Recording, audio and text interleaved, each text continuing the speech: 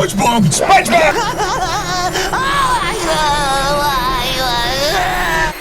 I don't need a therapist because I've got SpongeBob.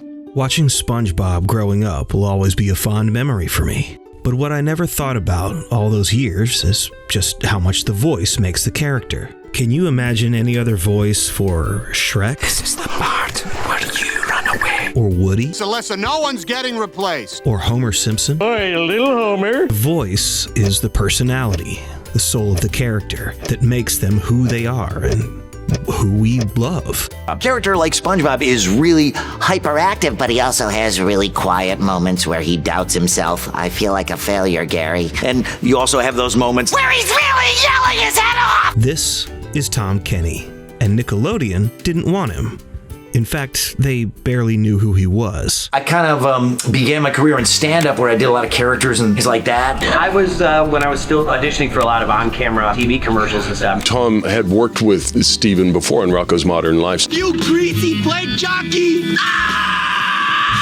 If you've watched SpongeBob, you might recognize the name Steven. He came to me before he had even pitched it to Nickelodeon. He had this pitch ready, and he said, I have you in mind for this character. He showed it to me. It's what they call a Bible, that he had drawings of SpongeBob and even some little watercolor treatments of the buildings and the skyline of Bikini Bottom. He showed it to me and said, what do you think this guy would sound like? Half a boy and half a man. He's part Jerry Lewis. Part Pee Wee Herman. Morning, Spud. Me too. Come on, let's get some breakfast. Part Stan Laurel from Laurel and Hardy. What are you laughing at? You know, just mix all that up and see what you come up with. And he liked what he heard. And he didn't really have like actors in mind except for Tom. I said, do you want to see anybody else for SpongeBob? Nickelodeon, you know, the powers that be, they might like to hear some choices. Why don't we just do a couple? They were kind of pressuring him to use a celebrity, like an on-camera celebrity for the voice of SpongeBob. And they're using actors. And Steve, thank goodness, resisted the Fred Savage suggestion. You know, I've been trying to get on this show. And yeah, I have the job.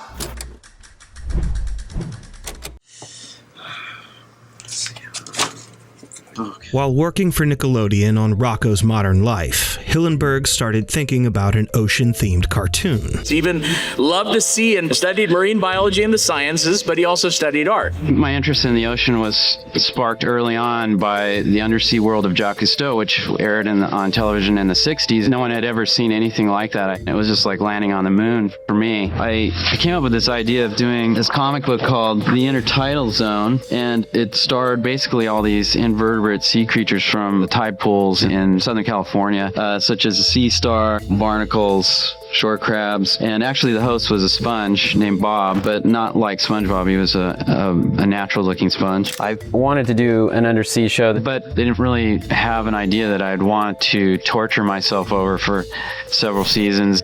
And then Martin was looking at the Intertidal comic that I had, and he said, "What, are you crazy? This is your show right here." I didn't want to follow the same logic of other undersea shows where you see fish and they live in old boots and in tin cans. And I thought, well, what if they have their own little society that's based on familiar imagery, like someone lives in an anchor or someone like SpongeBob lives in a pineapple. There's a certain suspension of your beliefs. Like there's no fire and that fish walk and these sort of things that help us to write stories that parallel our lives. I remember early on, they were all worried, like, what is he living in a pineapple? My logic was pineapple in some cultures represents friendship. It's all over because that meant welcome. Yeah. In 100, 150 years ago. Yeah, it makes sense that he would live in the pineapple because he's friendly.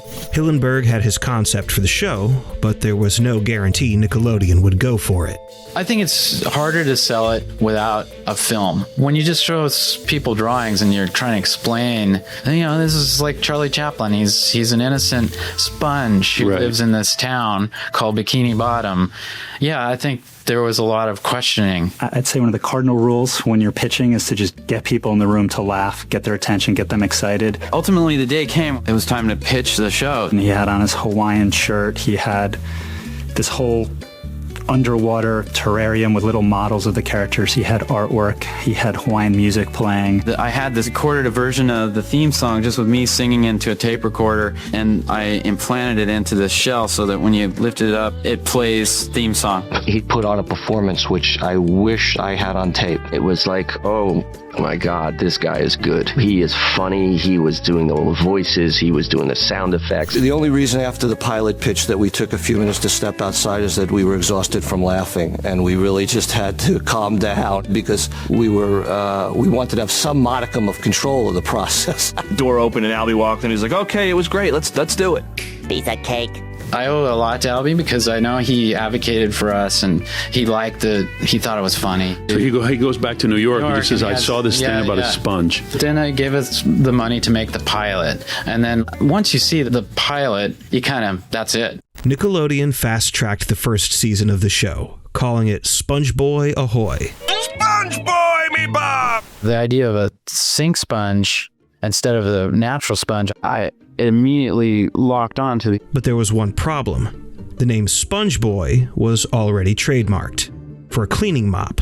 Hillenburg had to rename the character, but insisted on keeping Sponge in the name so viewers wouldn't mistake him for a block of cheese. Oh, so now the talking cheese is gonna preach to us. I remember Tom, he was looking at himself in the mirror and he said something like, oh, what's a sponge with square pants and a tie, thinking that I could get a job at a fast food restaurant. I thought about that name Square Pants and I thought it was really funny. It describes what SpongeBob is literally, but also it's his character. He's a starchy little square guy, well-meaning, clean-cut little nerd. And so, one of the most iconic cartoon names ever was born. I'm ready! From there, I started building, where does he work? What does he like to do? He's a kid. He likes to blow bubbles. He chases jellyfish. He works at the Krusty Krab. A kid looks in a McDonald's, sees someone working in the grill, and must think that's the best job anyone could ever have. And once I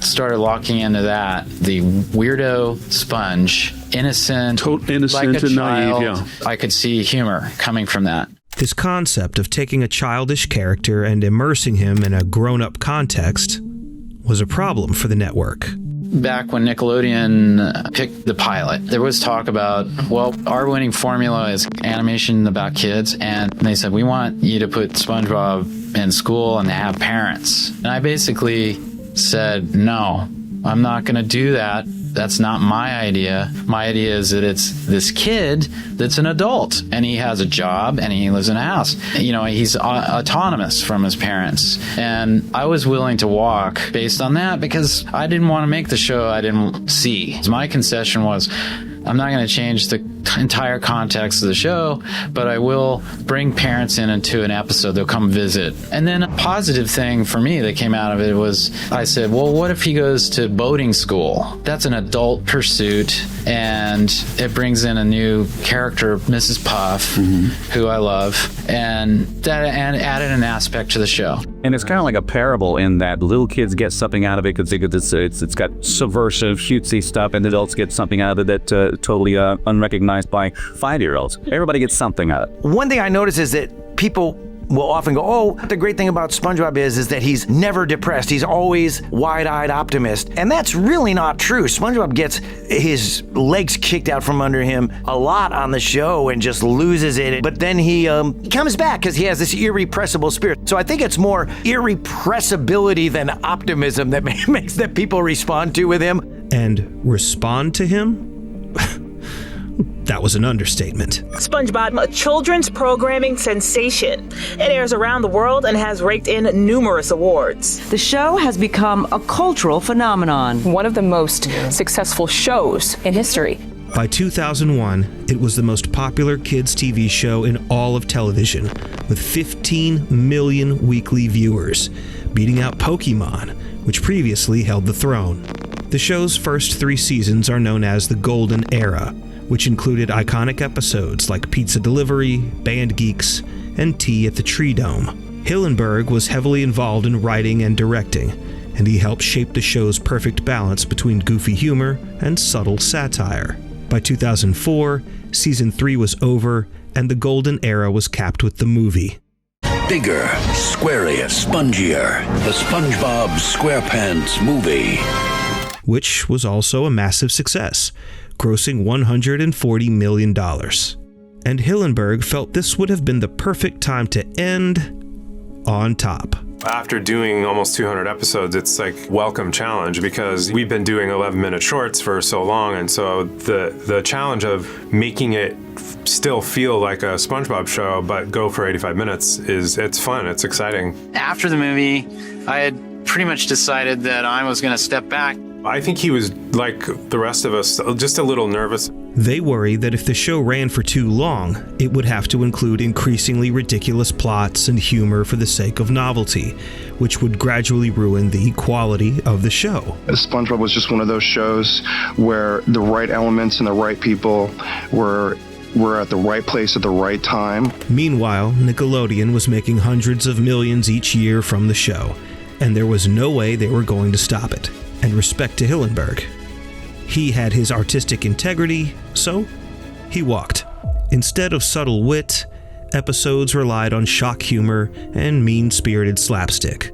The characters became caricatures of themselves, and because of the increased episode count, the writing veered towards quantity over quality.